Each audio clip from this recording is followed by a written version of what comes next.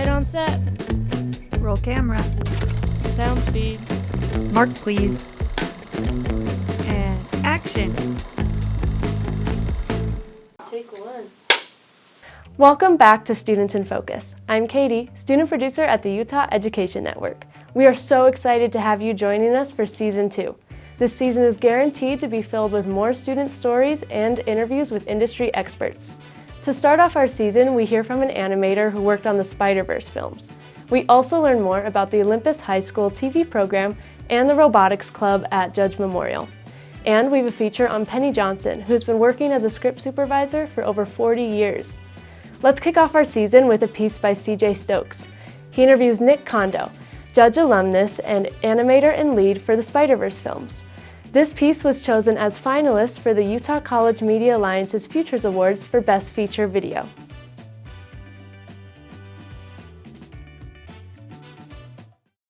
Within the animation industry, it was like a huge bomb that went off in the industry because nobody really saw it coming.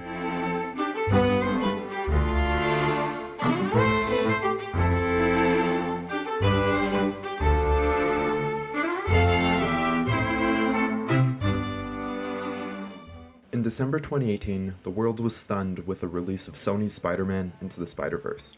Marveled for its bold and innovative animation style, it quickly redefined what animation and film could be and earned widespread critical and audience acclaim. It spawned two sequels, Spider-Man Across the Spider-Verse and the eagerly anticipated Spider-Man Beyond the Spider-Verse. Meet Nick Kondo, who along with a great deal of other things, was an animator and eventual supervisor for the two Spider-Verse films. Today, he shares his story working on the films and what a day animating looked like for him. A day in animation, like if I'm animating all day, movies are broken down into sequences, which are like a series of shots or a section of the story that's kind of like it's all taking place at Aunt May's house, or this part's all taking place in the subway, or, this type of stuff. So it's broken down into sequences. These sequences are assigned to a team of animators. If you're on that team, then the supervisor of that sequence is then assigning you some shots. So like a shot being like the camera is filming this and then it cuts and that's like a new shot. And you'll get assigned like 1 to 3 or 4 shots. Those 1 to 3 or 4 shots will typically take you, could be like a few weeks to animate. So you're going to be getting the shot from your supervisor. You guys are going to be talking about what is the point of the shot? What is the audience supposed to be feeling when they're watching this? What are the characters going through? What were they going through in the shots before yours? What's going to happen after this so that you are animating within the proper context of the story? Typically then an animator will go and film themselves acting out this stuff, or put yourself through the experience in one way or another, and you're trying to build a performance that feels genuine and appropriate to what's happening in the story. And then you're trying to translate that onto the character, and it's through like an approval process with your supervisor and the director and all this kind of stuff. But eventually the shot gets finished and then it ends up in the film. As I became a supervisor, the goal is still the same, right? You're still trying to make a genuine performance that's appropriate to this part of the film and have the director approve it. It's just as a supervisor, I'm helping my team do that rather than me like kind of focusing on my thing that I'm doing. I'm focusing on the whole sequence and helping the team, reach the goal. Nick Kondo had been animating in the game industry for over 13 years before his time at Sony and working with film. Here he describes how he chose the projects and films he worked on. Most people will find that you don't really choose the projects you work on. You choose maybe the studio you're working at or the company you're working at. I just, in some ways, got lucky. I didn't know that that's what I was going to work on when I went there. I knew it was going to be a Spider-Man movie, but they wouldn't tell me anything in the interview. So it wasn't, the Sony is going to work on Spider-Verse and Mitchell's, and that's why I went there. It was more like, I want to be an animator on film, so that's why I went there. They were the first ones to ask me if I wanted to. So the driving force behind why or where I end up is usually based on the role. Like, what am I going to get to do? What am I going to learn? That kind of stuff. I asked Nick Kondo how, looking back across his entire career and all the projects he's worked on, what was the achievement that brought him the most joy? One of the things that I noticed growing up is that I always felt like there was at least one other kid in every school I went to who was better at drawing than me, who I looked up to. In my experience, I was never really the best one. But one thing that I didn't do is that I never stopped. You know, I sort of just held on to this childlike dream that I was going to be an artist, be a big artist, and I'm going to work in movies and stuff like that. And I just held on to it and never really let it go. And so one of the things that I'm happy about is that I am doing stuff and have been doing stuff for the past 20 years that I genuinely do really love and I'm excited about all the time. The overarching sort of like success, I think, was just sort of like holding on to the thing that I really enjoyed doing and loved doing and like didn't let go of it.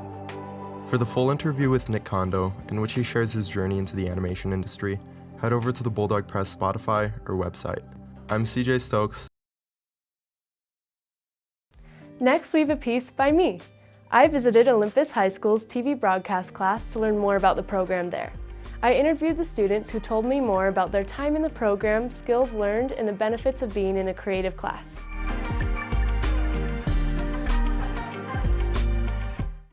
Five, 4, 3, 2, 1.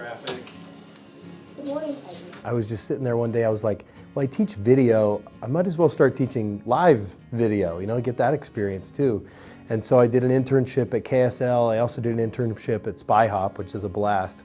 And I got to see all of the different like jobs of the newsroom at KSL, and I very much modeled what we do here after what I learned there. You know, I took pages and pages of notes of how they do it, and we do it maybe on a smaller scale, different equipment, but it's virtually the same experience, right? It's that real world experience. I got involved with the class. It was just like when I picked, this is my first year at high school, but I thought it would be really cool to like be on the morning news and stuff. So yeah, I thought that would be fun.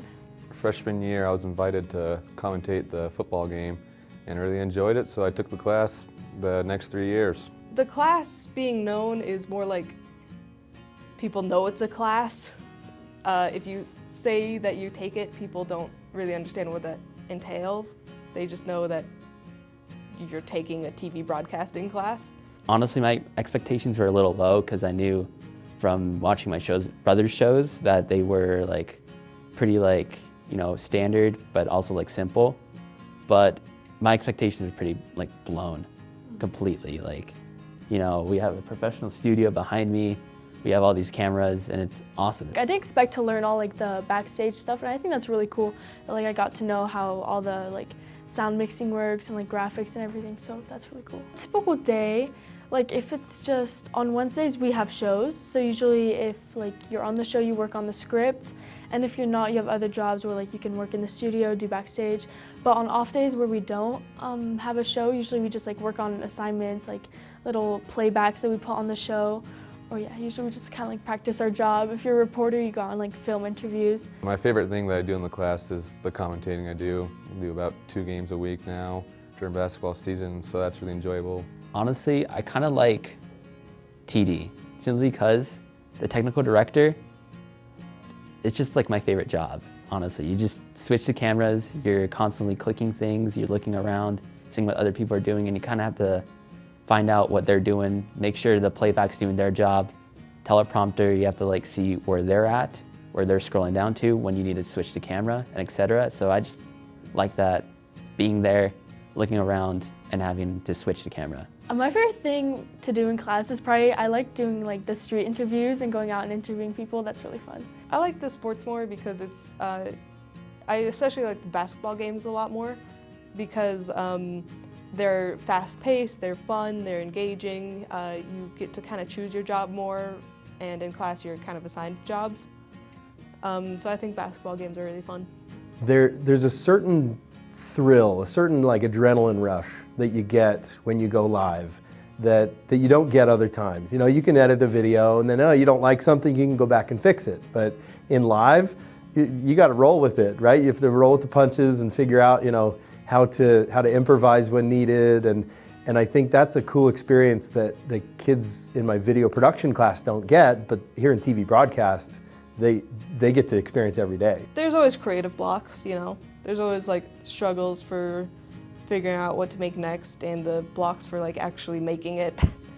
And you know, there's always the like want to do better. That's probably the biggest challenge I've had, is that I always end up making my news shows either too late because I wanted to make them good enough, or I put them together in like the last 15 minutes because I kept stressing about the like process of it. I kept thinking like, oh, this is gonna turn out horrible.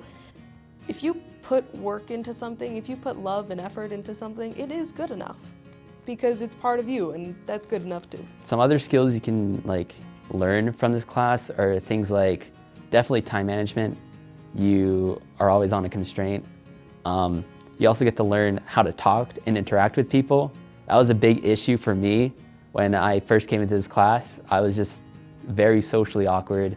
I couldn't probably like walk up to a stranger and say like, hey, what's up? Or ask him like for an interview. I couldn't do that. But now I'm here, I'm speaking smoothly, thinking on the spot, on an interview. So, you know, it's really helped me out. And including with basketball games, you also get to interact with just the students, like the student body, and you just kind of get to see the basketball games. You get involved with school culture. People will walk by this room and go, whoa, what is all that? What's going on in there?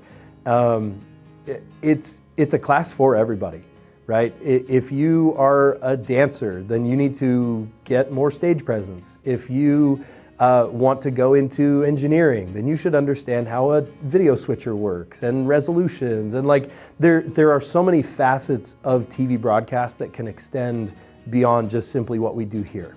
And I try to get the kids to think beyond this, right? Sometimes we think, oh, well, every Wednesday we do our show, it's gotta be this formula, standard. And I encourage them, hey, what if we did something else? Throw a total curveball at them. I'll say like, hey, today let's do an Uno tournament a la the World Series of Poker, right? Because that's also live switching. That's also video broadcast. Saturday Night Live, that's also live switched. There's different like avenues that are beyond just sort of like the typical news realm. This is great. I mean, it's very valuable and will always be there. I just, I try to get the kids to think outside the box to do more than just that. And kids that aren't in the class, I always encourage kids to take this class because there are so many facets outside of video broadcast that they could use. Yeah, this is a great experience if you want to make friends, and you'll learn great life skills, really anything you want, from how to operate a camera, conduct interviews and everything. And so it's really a community here. You'll be working with everyone together to make content, and it's just overall a great class to take. Honestly, just take it. If you really want to make friends, I'd recommend this class 100%. Why? Because you literally interact with people every day, and you're bound to find one person that will be like a friend to you. I think TV broadcasting is, for any student who wants to kind of find a community, TV broadcasting is a great one because it's so fluid, it's so fun, it's so team working, and you get to be a leader and you get to be a follower and just see where you fit. And I think everyone lets other people have room to grow. Oli TV is a community. It's a family, right? I tell the kids on the very first day, it's beyond just simply, teacher disseminating information to students. I'm like the executive producer, and then the kids will rotate through jobs and get those real world experiences. And if they want to take it a different direction, they absolutely can. It's a great opportunity for them to explore. Up next is the first place winner from the Utah College Media Alliance's Futures Awards for Best News Video. Corrine Higgins from Judge Memorial High put together this piece about how the robotics team prepared for their past competition.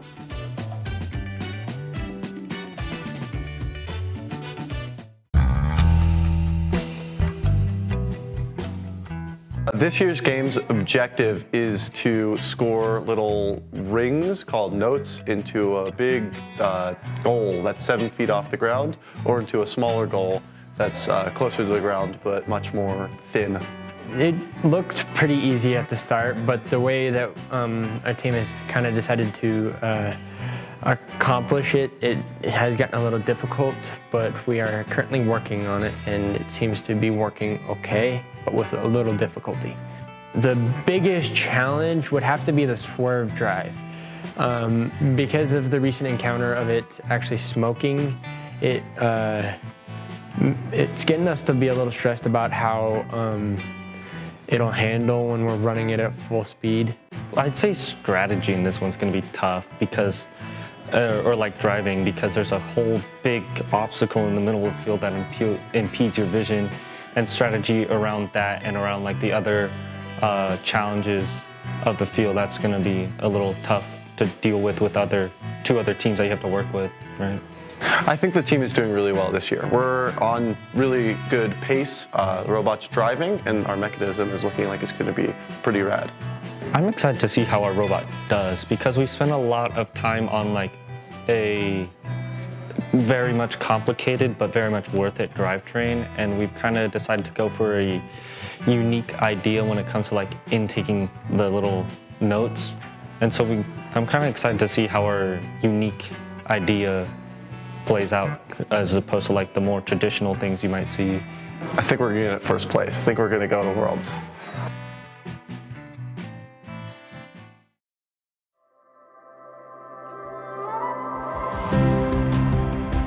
Utah's a magical place with a lot of energy.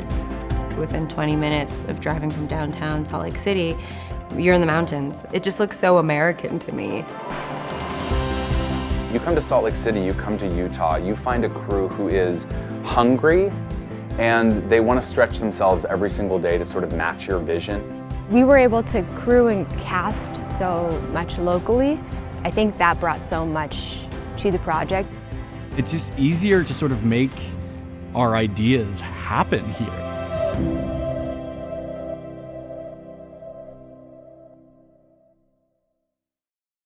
Our final piece is a filmmaker spotlight with Penny Johnson, who has been a script supervisor for over 40 years. It was so cool to learn about her work on many different movies and TV shows, as well as the importance of the role of a script supervisor on set.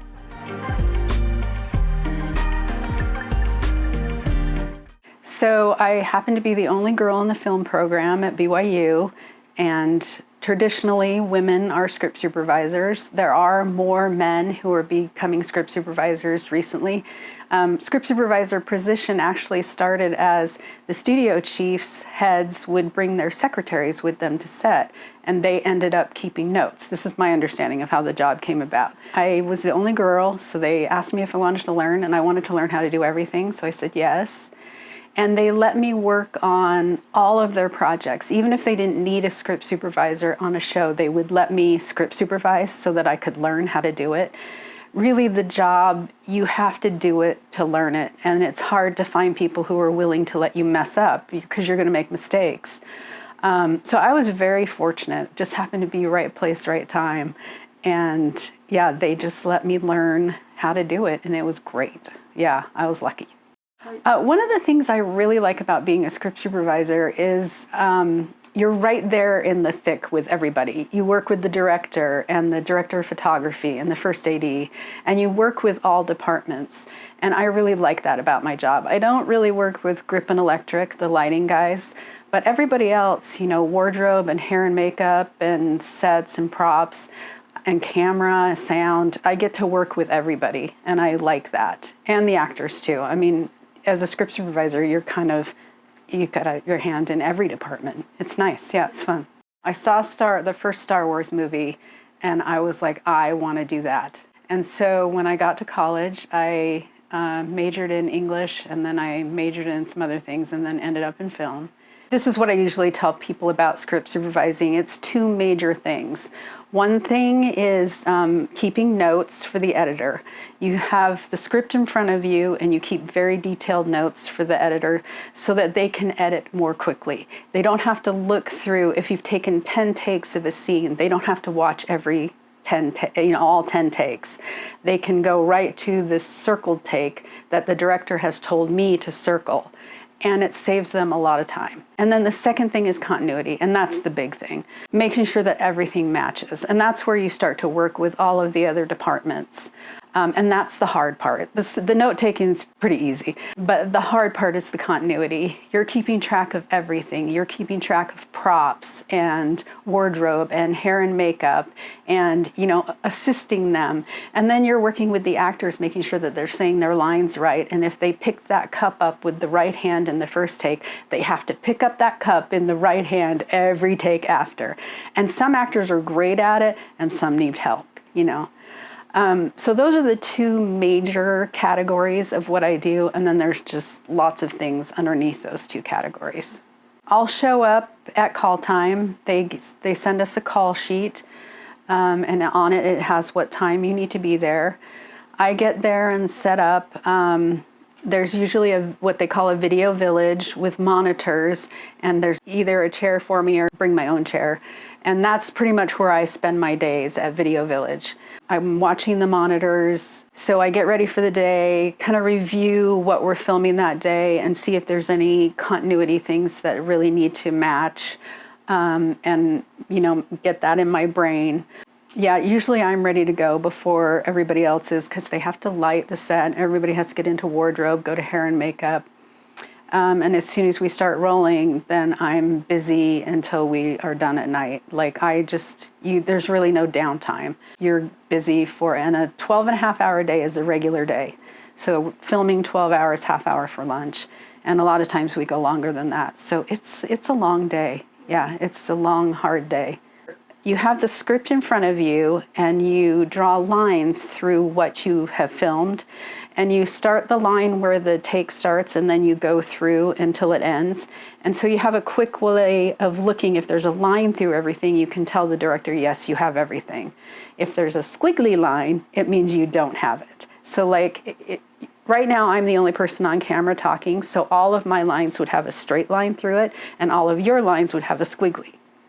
And then they would turn the camera around and get you, and then I would be the squiggly lines and you would be the straight lines. Does that make sense? Yeah. And then I keep notes for myself about continuity. I'll jot things down, right hand, left hand, stood up on this line, sat down on this line. Yeah, it's a lot. Once you learn it and you get used to it, it just becomes your thing. It's hard to learn. It's difficult to learn. You have to be able to multitask and do both the note taking and watching this. It's a lot. Script supervising is becoming a digital medium as well. I still do paper and pencil because that's how I've learned, but the up and coming script supervisors, there are programs that you can use, and you come with a laptop and you do it all digitally. Yeah. But I've been doing it this way for 40 years, so I figure there's no reason to change at this point. Yeah, how much longer? Yeah. Well, I'll tell you a little secret too, is what I do, maybe other script supervisors do this.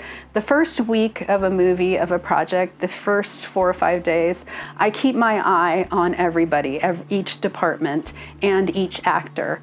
And by the end of the week, I know who knows their stuff and who's good at their job and who I have to watch. Because you can't watch everything. So you kind of have to say, oh, well, that actor is good. Like, he's really good at continuity. Some of them are great at it and some aren't, And so I'll watch and say, well, that guy doesn't need me. I need to watch that guy, and that guy doesn't need help. He's fine, or she's fine. And some people need more help than others, other departments, but yeah, so that's what I do. I just kind of see who I know is going to cause me trouble. It's a good job. Script supervising is great because, like I said, you're right in the thick of it. You work with everybody. Yeah, it's a fun job. I feel like I've been very lucky. I've gotten to work on a lot of great projects. I've gotten to travel. I've been to Sicily and I've been to London. We filmed at Pinewood Studios in London, which is a very famous. I was giddy that day. Giddy, like, we're filming at Pinewood. It's film history there. I have different favorites for different reasons. I did work on a movie called The Card Counter, directed by Paul Schrader, who wrote Taxi Driver, and we filmed in Mississippi, and it was a gambling movie, and it was called The Card Counter. I don't really know that much about gambling, but we spent a lot of time in casinos. That was fun. It's hard to pick, because I've been fortunate. Most of the things that I've worked on have been great. There are a few projects that I'm just like, oh, that was rough. I did the television series Touched by an Angel for 8 years. That was a great gig. I switched off every other episode with another script supervisor because my kids were little at the time. And we filmed 10 months out of the year. And so we switched off. That was a great job. Oh, I think I'm on the downward slide here in script supervising. But the list of things I don't want to do, like snow movies, is getting longer. So I feel like I accomplished more in script supervising than I ever thought I would. Like, I never thought I'd do an episodic TV series for 8 years, and I've gotten to work on lots of movies and travel, and yeah, I feel like I've done way more than I ever expected. So yeah, I don't really have any goals at this point. I'm gonna retire at some point here. When I started in script supervising at the Motion Picture Studio at BYU, I was very fortunate because BYU would bring in professionals, and students like me at that time worked with the professionals, and that's where I learned a lot about my job and about other people's jobs as well, and started making connections with people, and they would pass my name along. Hey, you should call Penny. She's, a new up-and-coming script supervisor. And that's how I got most of my work. That's how I still get most of my work, is connections with people. People know my name now, and I know a lot of people since I've been doing it for so long. But it's all about connections. It's all about working on a set, working well with other people, doing your job well, and they pass your name along. And just like I pass people's names along, sometimes I'll get calls for a commercial and they'll say, hey, do you know a sound guy? Why, yes, I do. Hey, do you know a craft service person? Yes, I do. Craft service takes care of all the food on set, yeah. So yeah, it is a lot about connections and forming relationships with people, and yeah, that's how I get all of my work at this point. The film business in Utah is, as opposed to some other states, as you might imagine, it's very tight. Like we have probably maybe 3 or 4 sets of crews, enough people to fulfill like 3 or 4 crews. But it is kind of small, like if you think about California, like in that's a huge, community. But here it's a little bit smaller, so we all tend to know each other, which is great because we can recommend people. I like that part of it, that I rarely step onto a set where I'm like, I don't know anybody here. I almost always know at least a few people, which is great, right? It's nice, it's comforting to walk onto a set and see people see friends. Oh, hi. Yeah. So I've really enjoyed working in Utah. If you're interested in getting started in film or television, the best thing you can do is see if you can find some connections of people who are in the business who will let you come and sit with you and learn their job, or even just come and be on set to see if you like it. A film set is an acquired taste. It's a lot. It seems, if you walk onto a film set for the first time, like there's people everywhere and they're all doing different things, and it's crazy, right? But it's organized chaos because everybody's doing their part. So it is, I think, get on set, see if you like being on set. You might think you're gonna like it and then you might hate it. It's a lot. So if you can get on a set and observe things and kind of see what everybody does. There's so many different choices of jobs on a set as well. Something might call to you automatically, or you might just end up in it like I did. But yeah, getting on set, if you can, is, I think, the best way. Thanks again to Penny for giving us an insightful look into the role of a script supervisor. And thank you for joining us for this first episode of our new season. Make sure to subscribe to our channel so you don't miss the next episode. And you can check out past episodes at UEN Video. And hey, did I mention you can submit your project to be featured here on Students in Focus? See you next time!